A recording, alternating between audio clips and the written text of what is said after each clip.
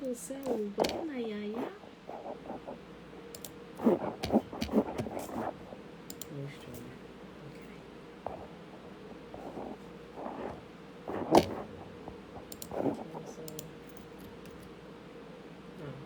Come on. Okay. No. Don't do that. Okay, y'all. Okay. Y'all, hold on. Let me get this started. Betwabu, betwabu. I knew they did that. It doubled my title.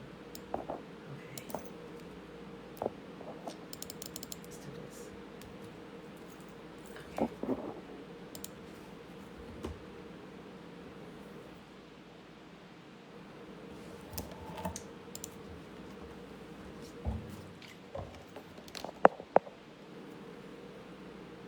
Okay.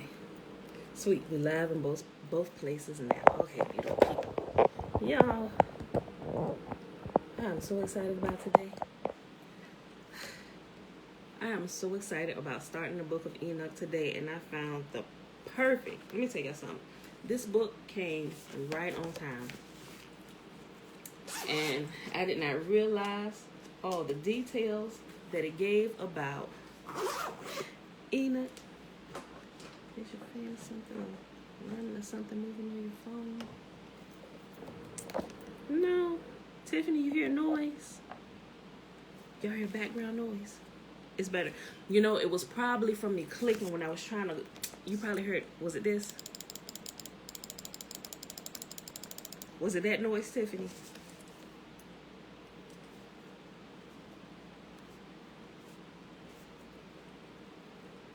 That's probably what it was, because all these things kept popping up, because I didn't check my messages yesterday, so all the things kept popping up when I opened up my laptop. Sounded like wind. No, I don't have the fan on. I don't know what you heard, Tiffany. It sounded like wind. I don't know. Maybe it was something supernatural. I don't know. Let me tell y'all something. Hold on. 6, 7. Y'all, this reading today. If y'all ain't never stayed for no reading, stay for this one today. Peace and blessings. Peace and blessings. Aliyah. Let me tell y'all. These details I'm about to give y'all about Enoch. After we read these first, let's say these first 7 chapters. Let's say 7 chapters because the first few chapters in Enoch, they're like a couple verses. So it's going to go real fast. Like I reread it this morning. I read it in less than 10 minutes. Okay, so let's go ahead and get started after I introduce the day. Happy Tuesday, everybody. It is December the 8th, 2020, day 18 of year 3 of reading through the books of the law and the prophets, and of the 3-year consecutive day count, day 687. And today we are going to read Enoch chapters 1 through, did I say 7? We're going to read 8. 1 through 8. That's literally going to take me about 10 minutes. Please don't stop it when it gets starting to get interesting, when it starts to get too interesting. Yeah, because I was thinking about some of this stuff. I was like, oh, Father, I know some of them may be ready for some of this, but some of them may not be ready for some of this based on what they've already studied. So with Enoch, I think we're okay, because if you read through the book of Enoch, you're going to be okay with this, and you gonna see, right? It's like, yeah, that makes perfect sense. That makes perfect sense.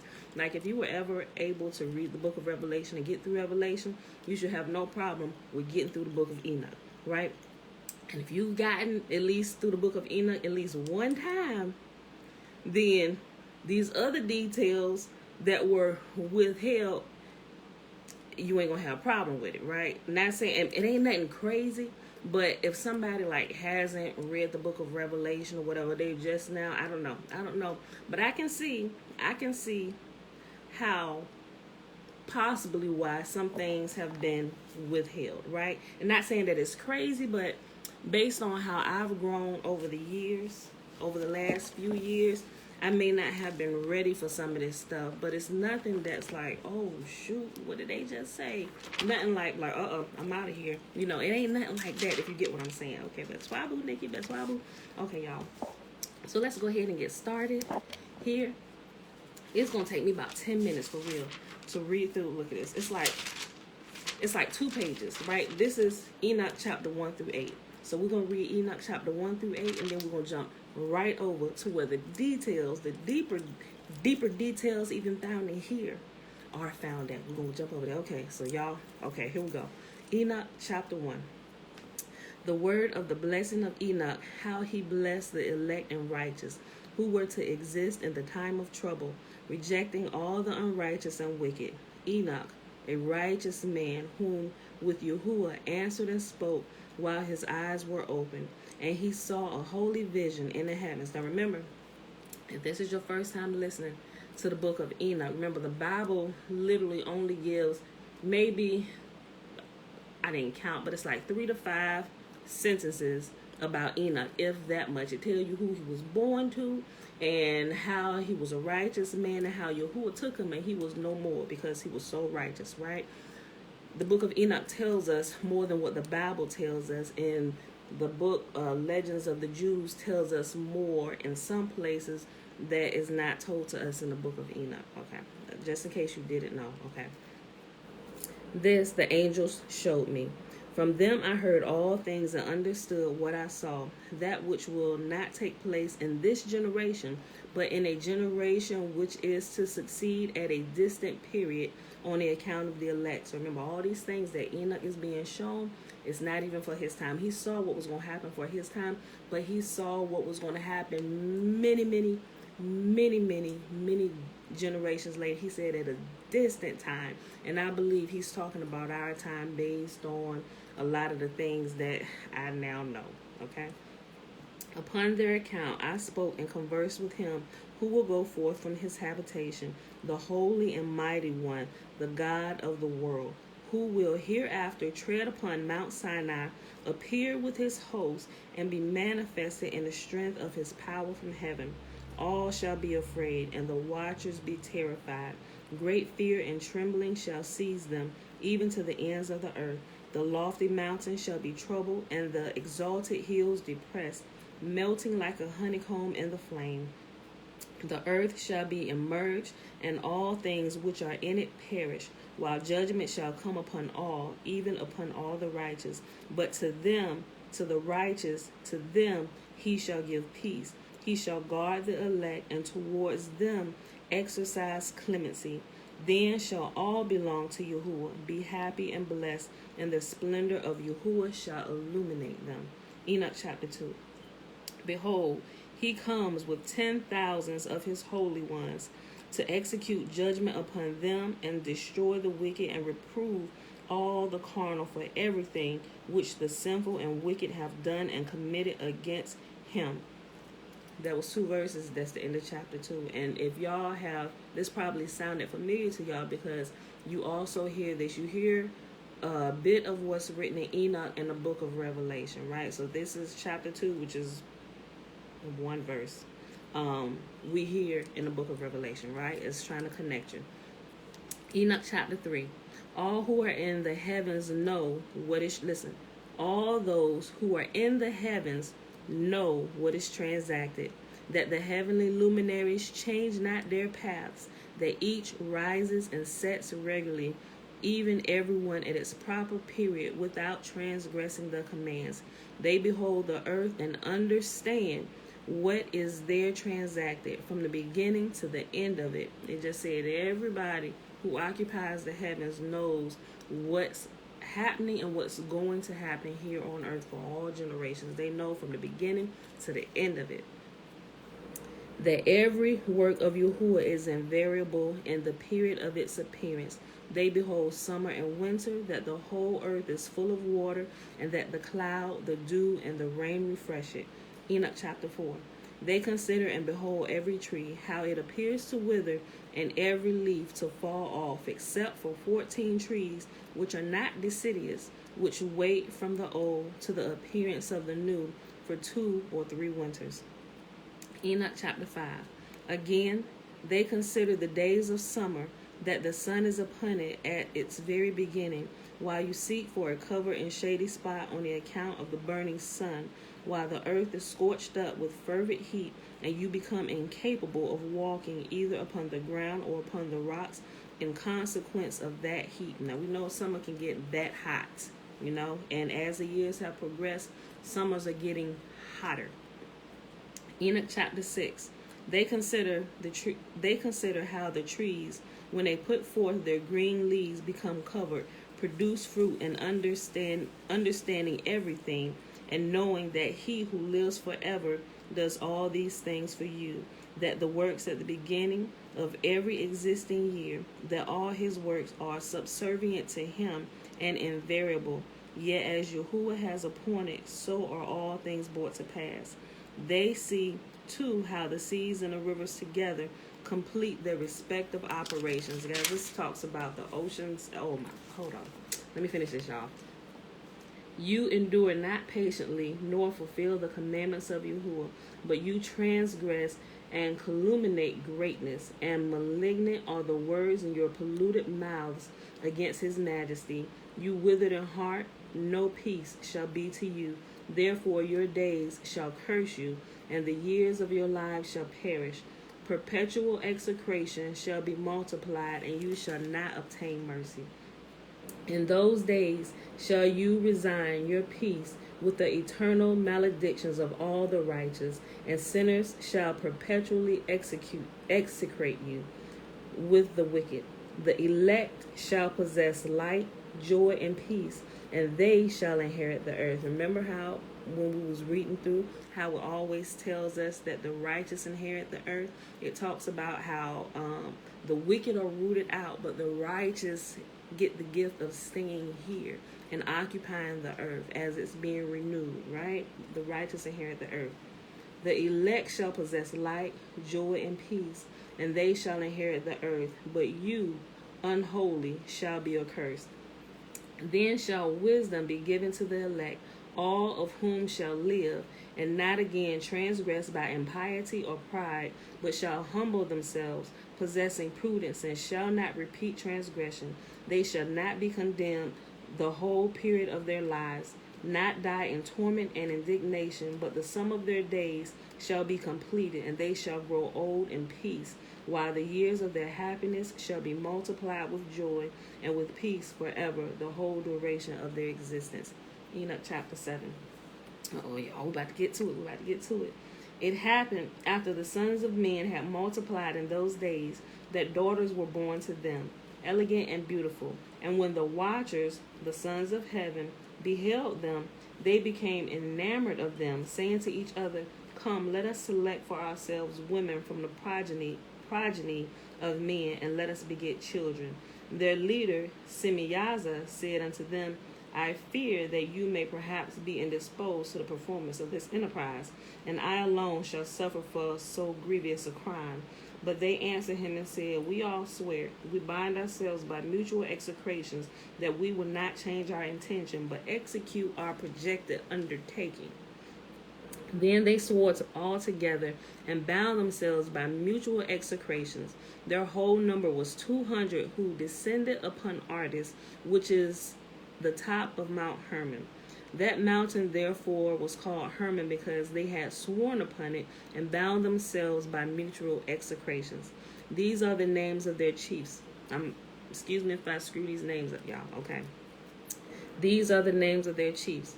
Semyaza, who was their leader, Urakabaramel, Akibael, Tamiel, Ramuel, Daniel, Azkiel, Sarakinel, Asael, Armers, Batraal, Ani, Zavabi, Samsavel, Ertael, Turel, Yomayael, Azarael. These were the prefects of the 200 angels, and the remainder were all with them.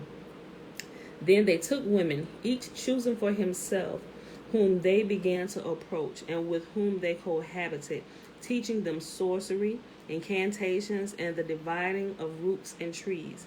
And the women conceiving brought forth giants, and they bore them 3 races first, the great giants. The giants brought forth the Nephilim, and the Nephilim brought forth the Eliud. and they existed, increasing in power according to their greatness, whose stature was each 300 cubits. These devour all the labor of men until it became impossible to feed them. When they turned themselves against men in order to devour them, and began to injure birds, beasts, reptiles, and fish, to eat one another's flesh and to drink their blood, then the earth reproved the unrighteousness. Okay, y'all, last chapter of Enoch chapter 8, and it's only 9 verses. Moreover, Azazel taught men to make swords, knives, shields, breastplates, the fabrication of mirrors, and the workmanship of bracelets and ornaments, the use of paint, the beautifying of the eyebrows, the stone of every valuable and select kind, and all sorts of dyes, so that the world became altered. Impiety increased, fornication multiplied, and they transgressed and corrupted all their ways. Amazarach taught all the sorcerers and the dividers of roots, armors, the solution of sorcery, Barca, the observers of the stars, Akibael, signs, Tamiel taught astronomy, and Esaradael taught the motion of the moon. And men being destroyed cried out, and their voice reached to heaven. Okay, y'all. Now, that was Enoch chapter 1 through 8. Took us less than 10 minutes to read it because they're only a few verses each. So let's hop over here to where we find the deeper details of what happened. Now, let me tell y'all something. I don't know when I'm going to read it to y'all, but if y'all are inclined to go get this, which is full of the holy word of Yah, they just changed the name on it. Remember, when things are destroyed, when they destroyed the books of the people, some of them they actually destroyed by fire or whatever. Some were thrown into seas, but some were destroyed. Remember, we talked about the word destroyed all the time. Doesn't mean poof, pow, be gone like Sodom and Gomorrah. But sometimes destroyed can mean that you come in and you take over and you change the names of everything. We've seen that done in history quite a lot. When certain kings and authority, coup d'etats come in, they usurp the current authority. They take over everything and they begin changing the names, naming it after themselves. Right? So I believe this is one of the ones, although the title of it, it doesn't say like Holy Bible, but as you read it, you can clearly tell that this is the Holy Word of Yah. It has the name, the Legends of the Jews. Remember, if you look up this word legend has multiple meanings. But a lot of time here in the Western world, we think, oh, fictional stories. But if you look up the word legend, it also tells you that these are not just stories that are fictional, but they are stories about people from ancient times, right? Okay. So now that I said that, and if you didn't get the name of the book, it's The Legends of the Jews. And this is the complete edition with all the volumes added. You can actually get it. It's 4 volumes in this one. That's why it's about 500 pages, because all 4 of the books are combined into one. You can get it from Amazon. It's The Legend of the Jews. This is the complete edition by Louis Ginzberg, right? It was done in 1909. But as you read through it, and if you're very familiar, if you've been here the last 3 years with us while we've been reading through the Bible, getting our solid foundation from the Bible that's accessible to everyone, if you got this and you've been paying attention to how I'm connecting the pieces for you, you will clearly see where all this stuff fits in. And some of the questions I want to answer for some of y'all right now, but I know some people are new and they might not be able to handle some of the truth. So I'm like, Father, give me wisdom, because as soon as I find out something, I want to run and tell everybody, hey, look, did y'all know? But and some of this stuff I know to be true based on supernatural personal experiences. I have myself experienced in my own body with some of this stuff. Like one of the questions that a lot of us have asked, and quite a few of you and some people that aren't here anymore have asked, even on this video, about some of the things that happened in the very beginning, and some of you who was laws on where, well, wouldn't that seem to be this? Well, how does that happen? And if there was one man and one woman, where did all these people come from? And the Bible talks about things, and it makes you ask questions. Okay, well, where did Cain get his wife from? It said he got his wife from the land of Nod. Okay, we got Adam and Eve, and they had Cain and Abel. They killed Abel, and it was Cain. Cain left, and he went and found a wife in the land of Nod. Who was there, bruh?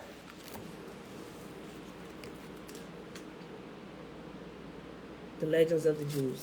Okay, these people are into lashes, girl, ain't they?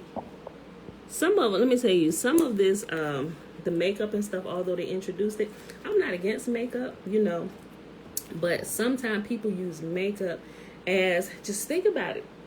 Some of these people who are deciding they want to be another gender, they're using makeup and they're covering themselves. So not that people who use makeup are using it to bewitch others, but makeup can be used to bewitch others. Like, you really don't know if you are looking at a woman or a man who is in disguise, who has made himself up. Because some of these makeup tutorials that I've looked at, they are getting scary. I'm like, that was a man.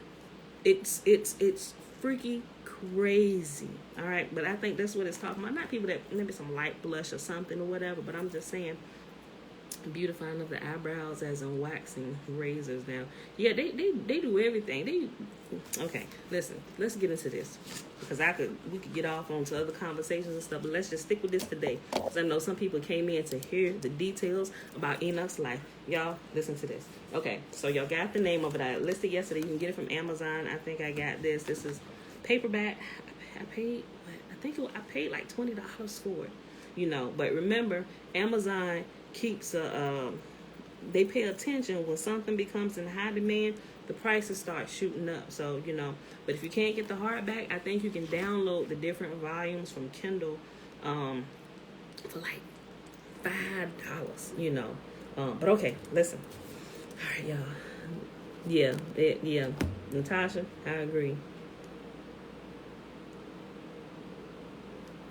Aliyah, there are some stories in here. Yeah, but didn't the book say Cain married his sister, from which Eve had many daughters? That's what it says. And what was that? Jubilees or Jasher? There are some conflicting stories. Now, remember when I said, it's going to make sense. It seems like that conflicts. But remember I said, when we read something and it seems like it's conflicting or it's not adding up, it's either because it possibly is, but it could possibly mean that we are missing some information. Now, what I have come to understand is we are missing some information on the beginning, on the people, right? Okay, but we're not going to get into that today, but if you go ahead and get this, you can read ahead. It just, I'm saying some people have to be, you can't just come out with some stuff with some people. You have to build them up and give them the layers of truth so they can see the story progress. And so I'm trying to be good about doing that to where people aren't thrown off. But wait a minute, so some things need to be built up. Just like in math, you have to learn skills in order to understand some of the higher formulas and stuff. It starts down here with basic addition and subtraction. Then you graduate to multiplication and division. I think it's the same way with this, because it has been so ripped apart and scattered in many different pieces. I think there's different levels, stairs we have to go through to see how it all flows together. Okay, all right. Okay, so enough of that. Back to this. Okay, Enoch, ruler and teacher. After Enoch had lived a long time secluded from men, he once heard the voice of an angel calling to him, Enoch, Enoch, make thyself ready and leave the house and the secret place wherein thou hast kept thyself hidden, and assume dominion over men, to teach them the ways in which they should walk, and the deeds which they shall do, in order that they may walk in the ways of Yahuwah. And you will see as we're reading this, if you're familiar with the story of Enoch and Jasher, you will see how it looks like some of this comes from his word for word, but it fills in other details that were not added. Okay. Enoch left his retreat and betook himself to the haunts of men. He gathered them about and instructed them in the conduct pleasing to Yahuwah. And he sent messengers all over to announce, ye who desire to know the ways of Yahuwah and righteous conduct, come ye to Enoch. Thereupon a vast concourse of people thronged about him to hear the wisdom he would teach and learn from his mouth what is good and right. Even kings and princes, no less than 130 in number, assembled about him and submitted themselves to his dominion, to be taught and guided by him, as he taught and guided all the others. Peace reigns thus over the whole world, all the 243 years during the influence of Enoch. Peace reigned thus over the whole world, all the 243 years during which the influence of Enoch prevailed. And we know that's the correct number because over in Jasher it tells us that he reigned over man 243 years, right? At the expiration of this period, in the year which Adam died, Adam was still alive when Enoch was here. Pay attention. At the expiration of this period, in the year in which Adam died and was buried with great honors by Seth, Enoch, and Methuselah, Enoch resolved to retire again from intercourse with men. Intercourse here means conversation, not actual sexual relations, but intercourse with men, having conversation. Shalom, shalom, mother. At the expiration of this period, in the year which Adam died and was buried with great honors by Seth, Enoch, and Methuselah, Enoch resolved to retire again from intercourse with men and devote himself wholly to the service of Yah. But he withdrew gradually. First, he would spend 3 days in prayer and praise of Yah, and on the 4th day he would return to his disciples and grant them instruction. Many years passed thus, and he appeared among them but once a week, later once a month, and finally once a year. The kings, princes, and all the others who were desirous of seeing Enoch and hearkening to his words did not venture to come close to him during the times of his retirement. Such awful majesty sat upon his countenance, they feared for their very life if they but looked at him. They therefore resolved that all men should prefer their requests before Enoch on the day he showed himself unto them. He said, look, this man's so holy, and he carries the Shekinah upon him that if we even look, he carries so much of the Shekinah upon him that even if we look at him, we might die. So let us wait patiently. When he ready to come out here and talk to us and everything, y'all write down y'all questions and stuff. Because when he come, that's what we're going to ask. We ain't going to looking for him. He going to wait till he find us worthy for him to show himself to us.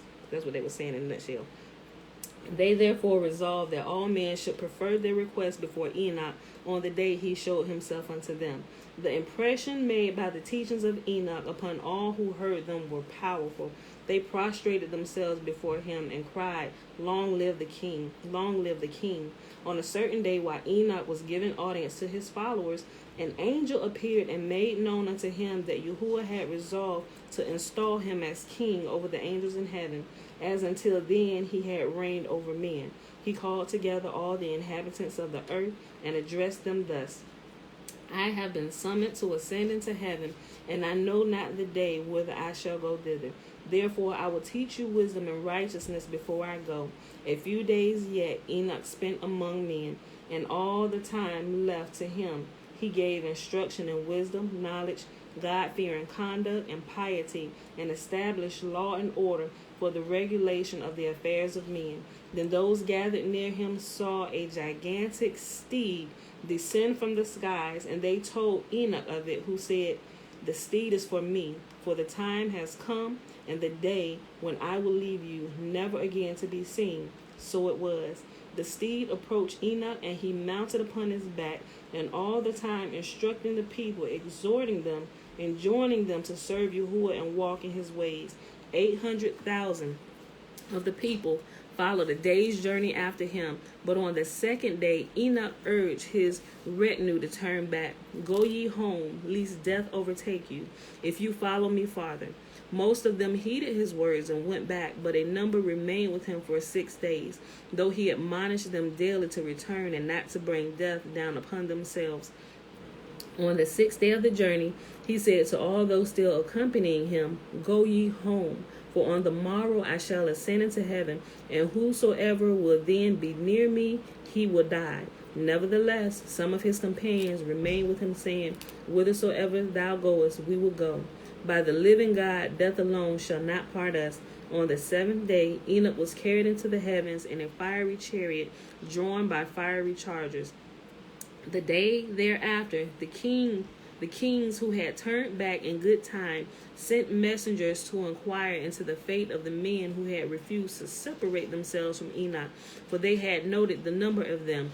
They found snow and great hailstones upon the spot whence Enoch had risen, and when they had searched beneath, they discovered the bodies of all those who remained behind with Enoch. He alone was not among them. He was on high in heaven. Now, when we read Enoch, we see that there was snow, and I personally think, don't quote me on this, y'all, the point where Enoch was taken, based on some of the things that I now know that I don't have time to give you details of, I think Enoch was taken from the point in Antarctica. I could be wrong, but I'm just saying I've been thinking about this and looking at some of this stuff, right? Okay. They found snow and great hailstones upon the spot whence Enoch had risen. And when he searched beneath, they discovered the bodies of all who had remained behind with Enoch. He alone was not among them. He was on high in heaven. Okay, now this is about to talk about the ascension of Enoch, right? Pay attention, y'all. This is getting good. This was not the first time Enoch had been in heaven. Once before, while he sojourned among men, he had been permitted to see all there is on earth and in the heavens. On a time when he was sleeping, a great grief came upon his heart, and he wept in his dream, not knowing what the grief meant, nor what would happen to him. And there appeared unto him two men very tall. Their faces shone like the sun, and their eyes were like burning lamps, and fire came forth from their lips. Their wings were brighter than gold, their hands whiter than snow. They stood at the head of Enoch's bed and called him by his name. He awoke from his sleep and hastened and made obeisance to them and was terrified. And these men said unto him, Be of good cheer, Enoch, be not afraid. The everlasting God has sent us to thee, and lo, today thou shalt ascend with us into heaven. And tell thy sons and thy servants, let none seek thee till Yahuwah bring thee back. Enoch did as he was told, and after he had spoken to his sons and instructed them not to turn aside from Yahuwah and to keep his judgment, these two men summoned him and took him on their wings and placed him on the clouds which moved higher and higher. So they set him down in the first heaven. Okay, remember yesterday I read y'all the portion where it told us about the layers of heaven. Remember, if y'all ever grew up and y'all heard about there's 7 heavens, what I read to you yesterday at the end of yesterday's reading goes into detail not only about the 7 layers that reaches up to the 7th heaven, of which the first heaven we can see, man can see, who dwells on earth can see with their own eyes, the sky and stuff. This is considered the first heaven and the layers above. But not only did we read about that, we read about the layers of earth, on which we are on the 7th layer of earth, and it tells about the preceding layers from the 6th all the way down to the 1st and what resides in those places.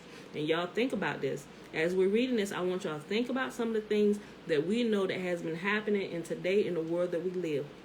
Some of the stuff that we know that scientists are doing, it begins to make sense on what they're truly looking for. Okay? Just pay attention to some of this stuff, right? All right. Here, they showed him 200 angels who rule the stars and their heavenly service. Here, he saw also the treasuries of snow and ice, of clouds and dew. From there, they took him to the 2nd heaven, where he saw the fallen angels in prison, they who obeyed not the commandments of Yahuwah and took counsel of their own will. The fallen angel said to Enoch, O man of God, pray for us to Yahuwah. And he answered, Who am I, a mortal man, that I should pray for angels? Who knows whither I go or what awaits me? They took him from thence to the 3rd heaven, where they showed him paradise, with all the trees of beautiful colors, and their fruits ripe and luscious, and all kinds of food which they produce, springing up with delightful fragrance. In the midst of paradise he saw the tree of life, in that place in which Yahuwah rests when he comes into paradise. This tree cannot be described for its excellence and sweet fragrance, and it is beautiful, more than any created thing. And on all its sides it is like gold and crimson in appearance, and transparent as fire, and it covers everything.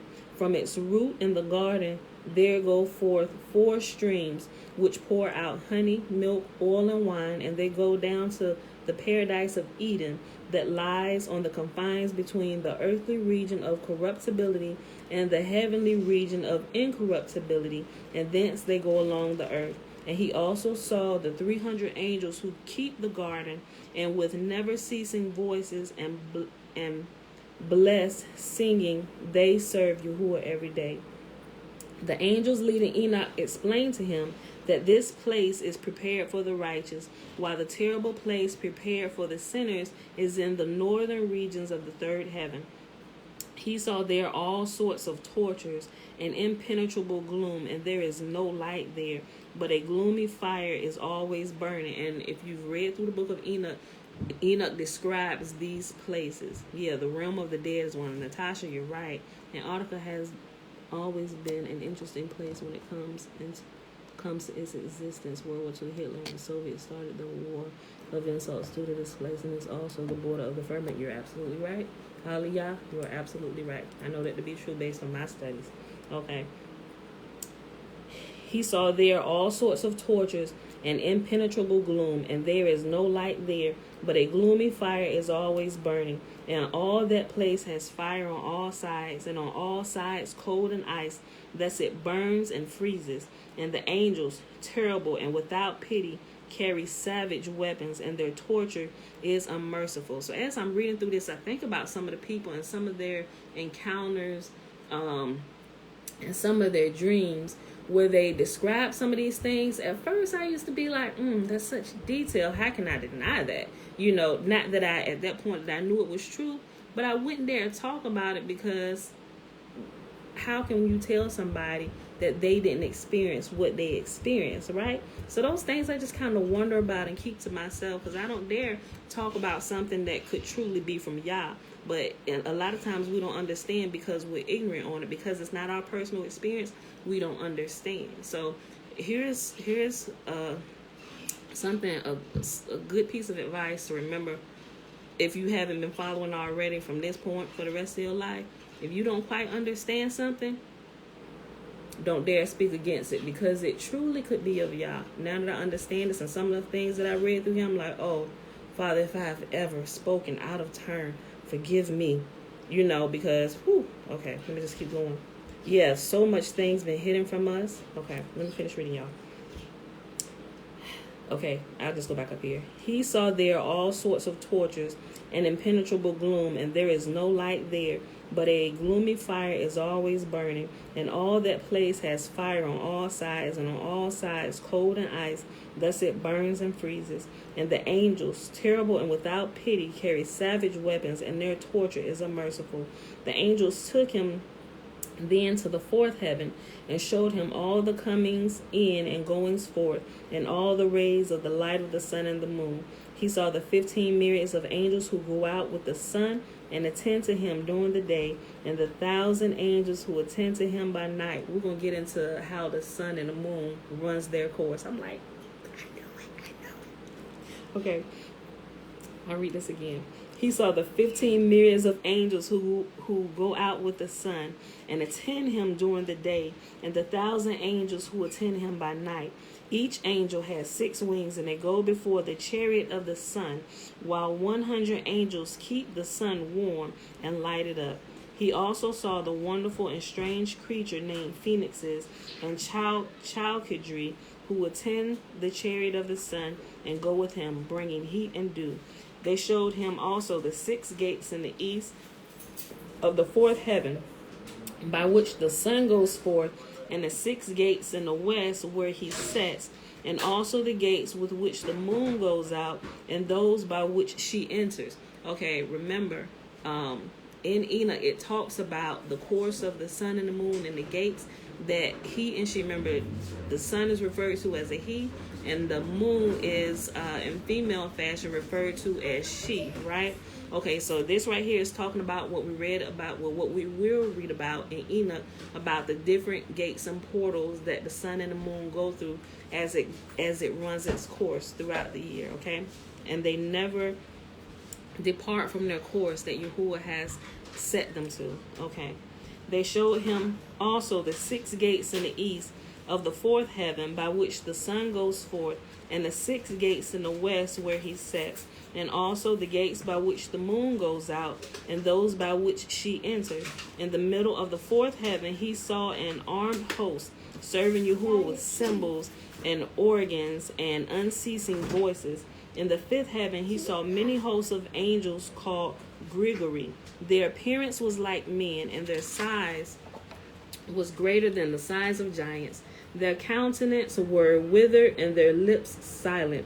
On his question who they were, the angels leading him answered, "These are the Gregory, who with their prince Salamiel rejected the Holy Lord."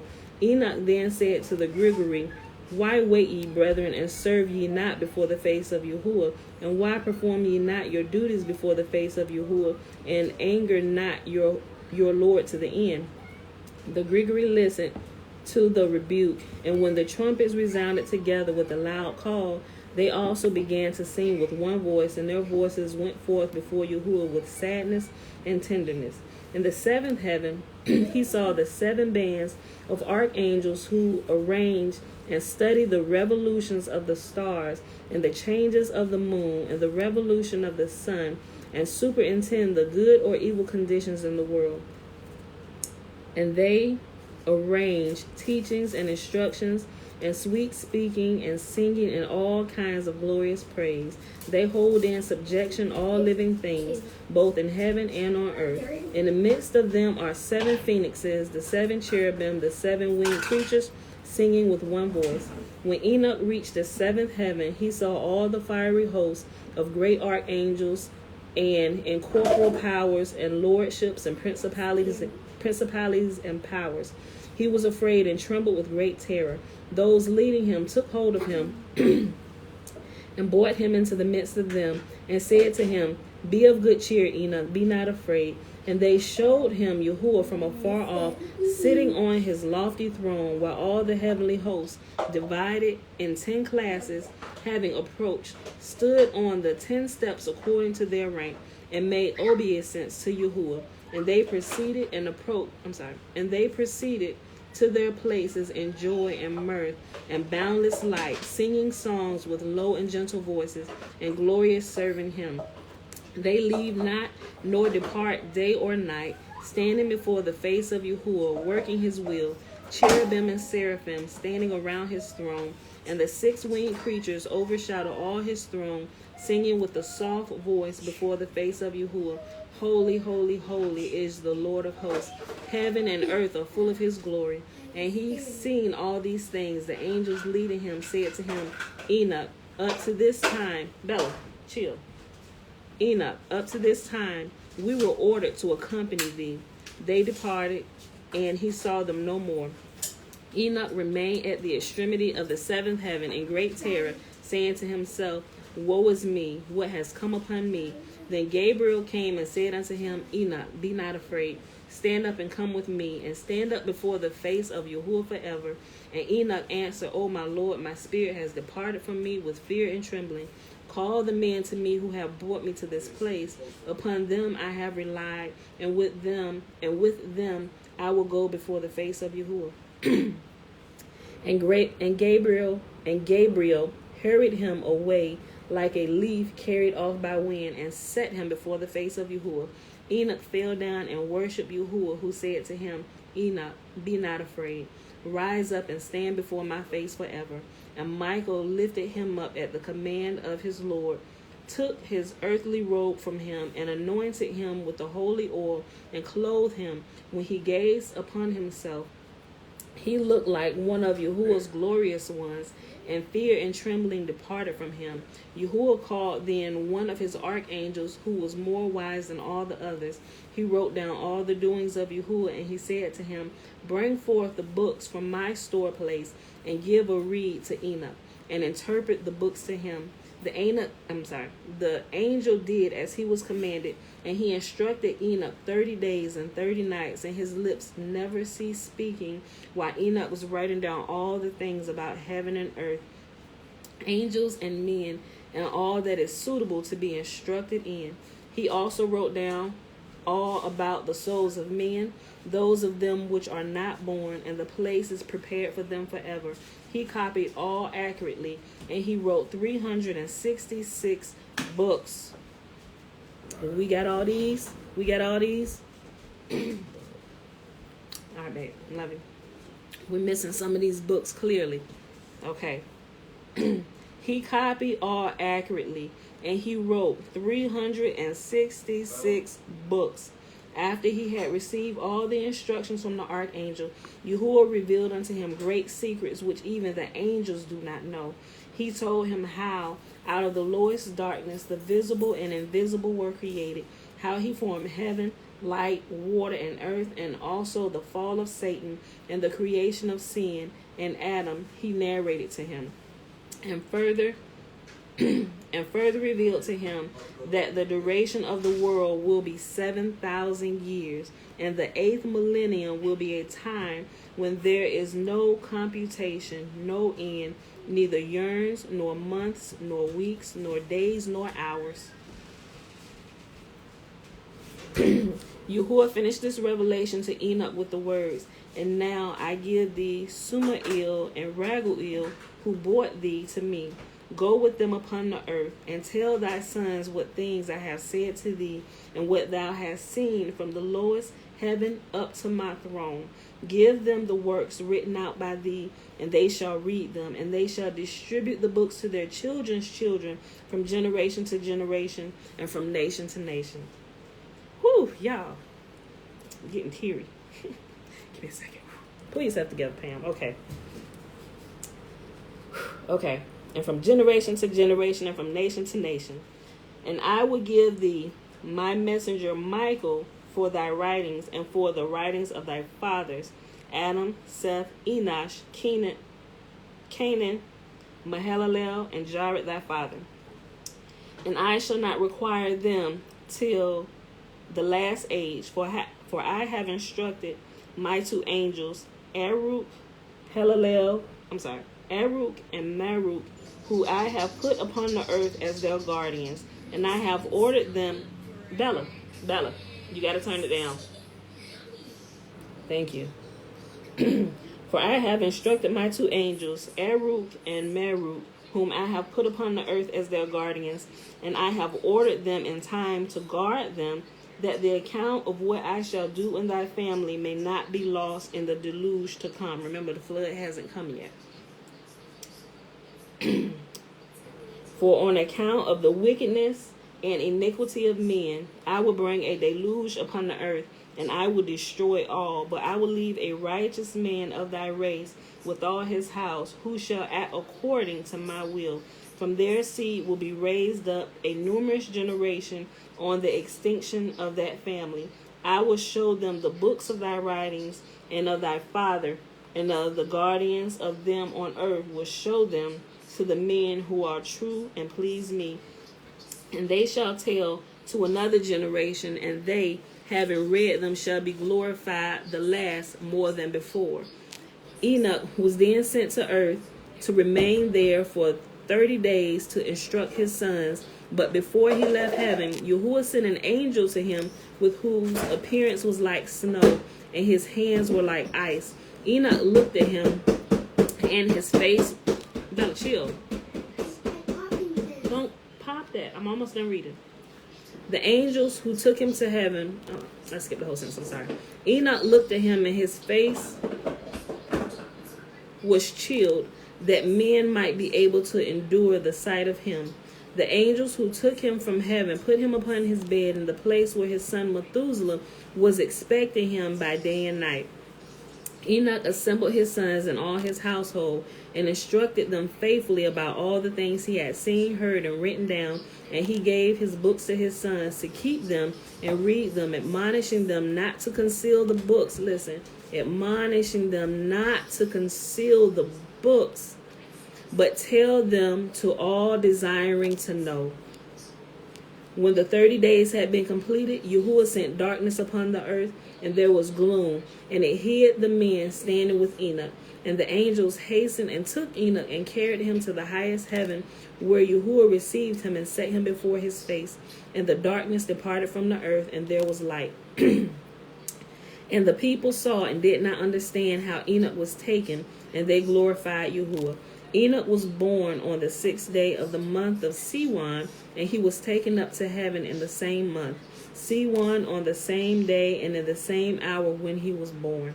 And Methuselah hastened to all his brethren, the sons of Enoch, and built an altar in the place called Achuzan, whence Enoch was taken up to heaven. The elders and all the people came to the festivity and brought their gifts to the sons of Enoch and made a great festivity, rejoicing and being merry for 3 days, praising Yahuwah, who had given such a sign by means of Enoch, who had found favor with them. Okay, y'all, and this is the last section about Enoch right here. The translation of Enoch. Oh, you just answered. To be clear, this was the first time he was taken. Oh, yeah, it was. Yeah, okay, yeah, I answered it. Okay. She was asking, was this the first time Enoch was taken? It told us back here that when he was taken, that wasn't the first time he had been to heaven. And they went on to describe when he was, the very first time he went. Okay. The translation of Enoch. The sinfulness of men was the reason why Enoch was translated to heaven.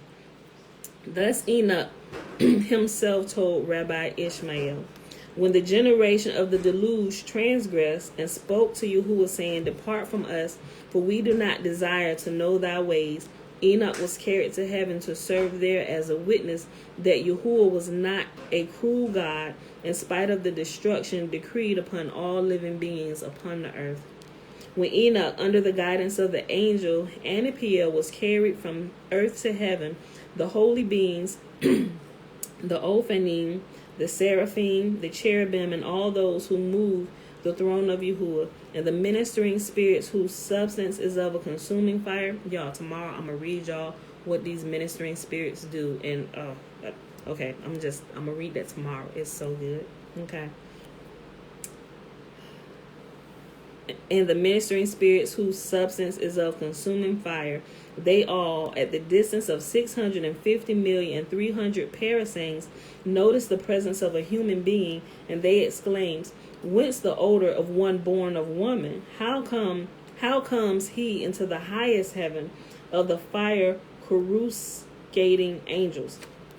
But Yahuwah replied, O my servants and hosts, ye, my cherubim, Ophanim, and seraphim, let this not be an offense to you. For all the children of men denied me and my mighty dominion, and they paid homage to the idols. So I transferred the Shekinah from earth to heaven. But this man Enoch is the elect of men. He has more faith, justice, and righteousness than all the rest, and he is the only reward I have derived from the terrestrial world.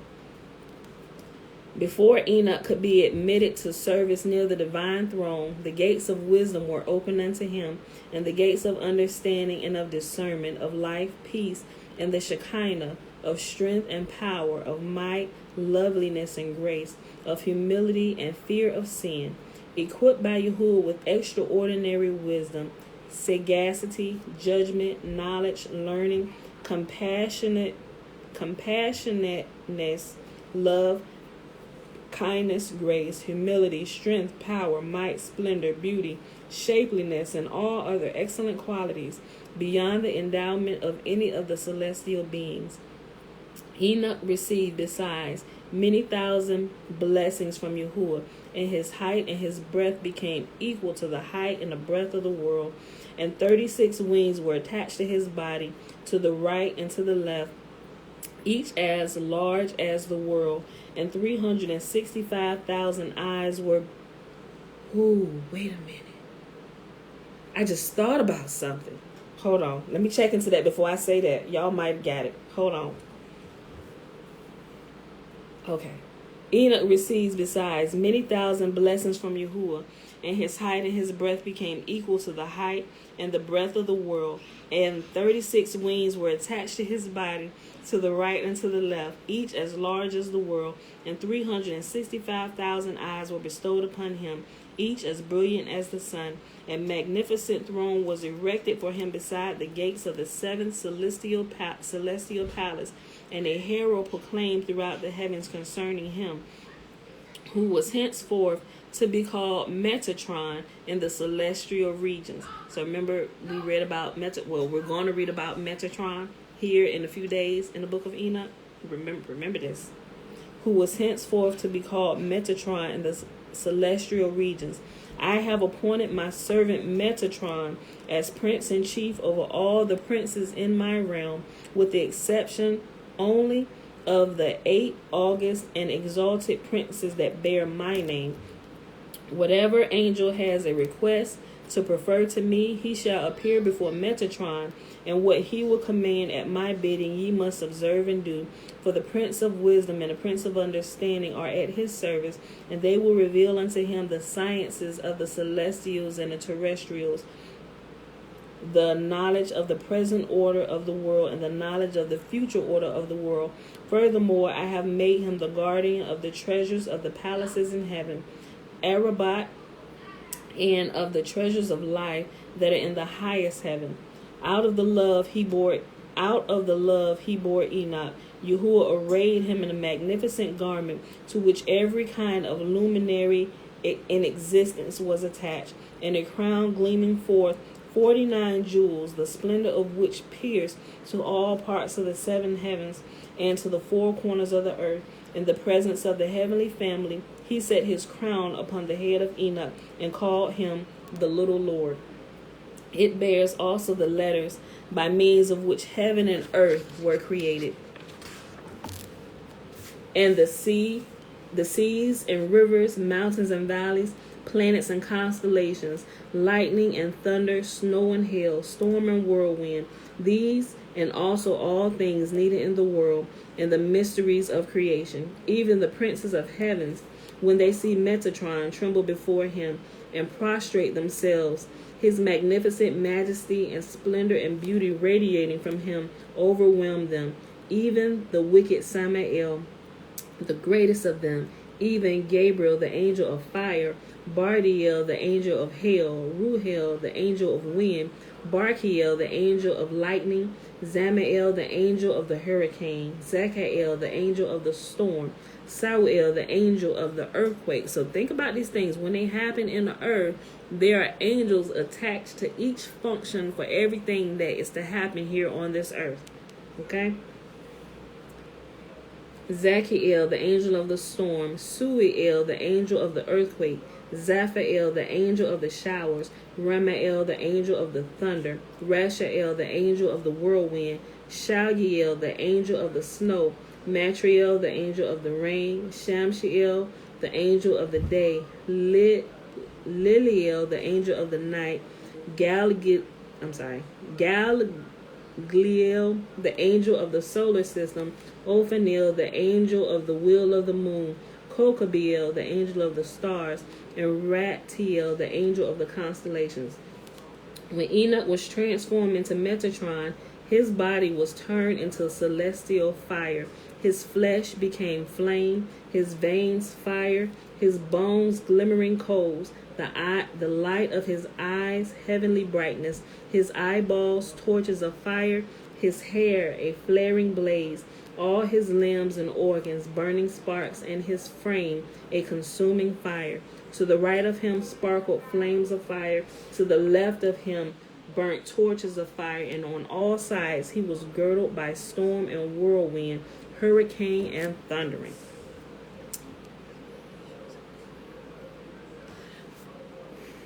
Dana, that's possible.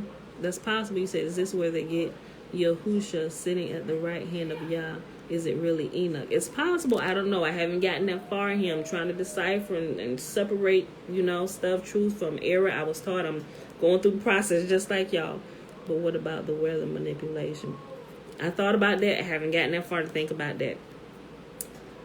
Sounds like some of the Malakis were in their feelings about what the Most High had done by bringing the earthly beings into their presence. But he was purified before he can come before the Most High, Yahuwah's realm. Yep, you're right. Metatron. So many movies come up as you read this. Natasha, you're right. Remember how I told you how a lot of, I don't know if it was here that day, it was yesterday and the day before that, where I said some of these things now understand the movies and stuff in the entertainment industry. They have, some of them have access to some of this stuff, and they pull their plots right out of history, out of these books. Okay. After the translation of Enoch, Methuselah was proclaimed ruler of the earth by all the kings. He walked in the footsteps of his father, teaching truth, knowledge, and a fear of Yahuwah to the children of men all his life, deviating from the path of rectitude, neither to the right nor the left. He delivered the world from thousands of demons, the posterity of Adam. Okay. We didn't read this part. Okay, so I'm going to just read this, and I'm going to just read this, okay? I forgot this was here because I didn't read that, so where y'all can... Okay, all right, listen, okay. After the translation of Enoch, Methuselah was proclaimed ruler of the earth by all the kings. He walked in the footsteps of his father, teaching truth, knowledge, and fear of Yahuwah to the children of men all his life, and deviating from the path of rectitude, neither to the right nor the left. He delivered the world from the thousands of demons, the posterity of Adam, which he had begotten with Lilith, that she-devil of she-devils. These demons and evil spirits, as often as they encountered a man, had sought to injure and even slay them, until Methuselah appeared and supplicated the mercy of Yahuwah. He spent 3 days in fasting, and then Yahuwah gave him permission to write the ineffable name upon his sword, wherewith he slew 94 myriads of the demons in a minute, until Agrimus, the firstborn of them, came to him and entreated him to desist.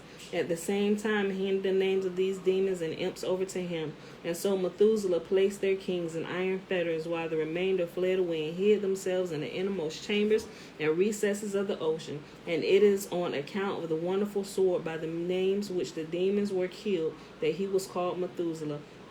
He was so pious a man that he composed 230 parables in praise of Yahuwah for every word he uttered. When he died, the people heard a great commotion in the heavens, and they saw 900 rows of mourners corresponding to the 900 orders of the Mishnah which he had studied, and tears flowed from the eyes of the holy beings down upon the spot where he died. Seeing the grief of the celestials, the people on the earth also mourned over the demise of Methuselah, and Yahuwah rewarded them for it. He added 7 days' time of grace, which he had ordained before bringing destruction upon the earth by a flood of waters. Okay, beautiful people, and that was our reading for today. We read the first 8 chapters of Enoch, and then we skipped right over here to the Legends of the Jews. And what is this? This is book 1. Yeah, book 1, and in the section about Enoch. So, guys, I hope you have been filled in on some missing pieces that you previously didn't know or understand about Enoch. I hope that filled it in a little bit. And there's more stuff in here. And like I said, as we read through Enoch, I'm going to pull out from here and maybe a few other places, some things that line up to help you put the pieces together if you haven't read it as much as I have, where you're readily able to access, oh yeah, that I remember that, okay, that makes sense, this goes here, because remember the books were separated and not all put together, so we're missing some stuff. So if it seemed like something is missing, I'm almost 100% sure that something is missing and you don't have that piece. So I'm sharing with you all the pieces that I've come across. Ask me questions. If I don't know, I'm gonna tell you I don't know.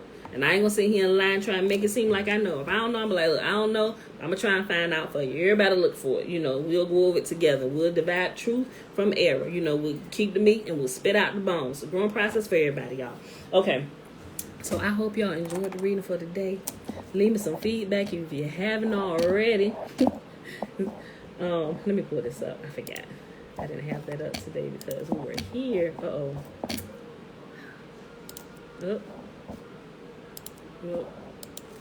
Okay. All right. I'm going over here to the blessing, y'all. We're going to go ahead and do the blessing. Oh, my gosh. I be finding out so much stuff. Okay. At least you're going to call me later. Okay. Listen. Let me tell y'all something. Now understand, I'm not sure at this point I have all the information about the Nazarite vow. But I see why now. Because I was like, okay, out of all the fruit, that you could have told the Nazarite to abstain from, exactly why did you choose the grape? How befitting is it for Yahuwah to choose the Nazarite to abstain from the grape? Now I understand a little bit more than what I understood yesterday. Oh my gosh. Okay. This book is amazing. The details are amazing when you see the power of the Most High and his celestial beings. That goes to show the Malakis. If y'all don't know what Malakis are, Malakis is another word for angels. That goes to show the Malakis do have feelings like us. Same thing happened with Adam. Oh my gosh. I ain't even begin to read the half. Aliyah, some of this, it blows my mind. Like, at a point yesterday, I had to stop. Because once remember during the reading today, I told y'all about the ministering angels and what they do. I had to stop for a minute and I had to just let that sink in. And I had to think about my life and think about the things that I've experienced. I'm like, Father, I know this to be true. I've experienced it. Some things that we just don't understand supernaturally as we grow up and things that happen. I'm just like, wait a minute. There is some truth to this. You know how there's like this inner witness on the inside of your soul that just sits deep and you know truth when you hear it?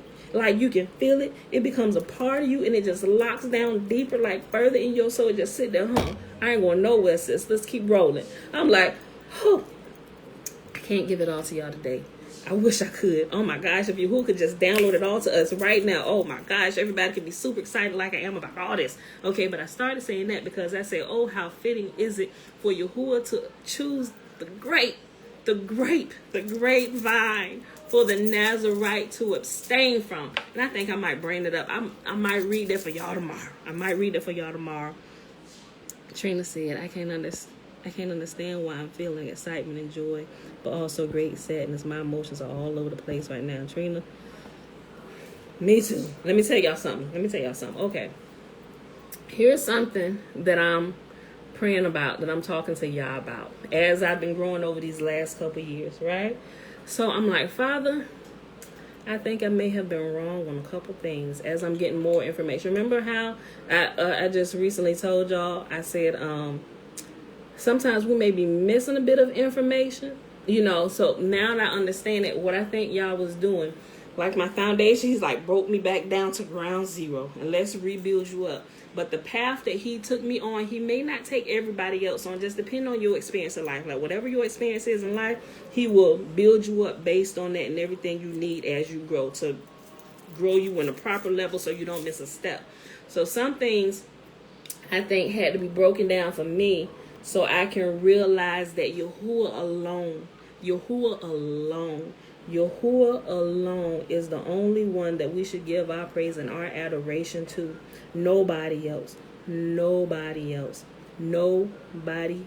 are we to praise. And that's why I believe he took me on the path that he took me, so that I can understand that when I open my mouth to give praise, I open my mouth and only give praise to him, the creator of heaven and earth, and nobody else, right? So I said that because I'm not quite sure, but I'm like, okay, Father, you got to lead me how's that? Because if I made a mistake somewhere and if I said something wrong to somebody, I need to fix this like post haste, because I don't want to lead anybody astray. I say, help me. So that's why I'm like, okay, I need to just slow down sometime and just let it sink in and let Yahuwah finish with the whole revelation with me until it's all the way through and I know I'm 100% on. But, if y'all been here long enough, y'all know I get super excited about everything. And as soon as I hear something I want to share with y'all, I'm like, hey, look, so I'm like, okay, Father, I don't want you to take the excitement from me. I said, but I need some wisdom. I need balance to make sure that I don't say something before the time I have the complete understanding of something. So I'm learning now some things I'm going to just be quiet on stuff. Yes, there is no one before him. After him, there is no savior but him. Yes, and I got Natasha, you right. And honestly, pull out what Yahuwah said, I am Israel's savior. Oh my gosh, it gets into detail on how he chose Israel for himself. Y'all, like I said, if y'all can get this, because y'all can probably go through it a lot faster than I'm going to be able to read some of these parts to y'all based on what's in here and who the audience is and who's listening. If you want it, if you just want all the information now, order the book. read it. So when we go through it, you know exactly what I'm talking about, but I'm trying to do it in a way where no one is being injured in the process because they're lacking information, right? So I want to make sure we fill in some steps. That's why I do so much, I ain't going to say ad-libbing, but I pause and I make sure you understand certain places. And you may already understand it, but I'll stop and I explain places where I myself have personally had issues, and I'll give you the understanding that, I had for it, make sure everybody's on the same page. Okay, Tiffany, you're welcome. All right, sis, have a good day at work. But we about to go anyway, y'all. So remember, the first 21 verses of Numbers is the Nazarite vow. Like I said, I understand now why he chose the grape for the Nazarite to abstain from. All right, so the first 21 verses is the Nazarite vow. Remember, man or woman can take that vow. And the last few verses from verses 22 through 27 is the blessing. And Yahuwah spake unto Moses, saying, Speak unto Aaron and unto his sons, saying, On this wise ye shall bless the children of Israel, saying unto them, May Yahuwah bless us and keep us. May Yahuwah make his face to shine upon us and be gracious unto us. May Yahuwah lift up his countenance upon us and give us his peace. And they shall put my name upon the children of Israel, and I will bless them.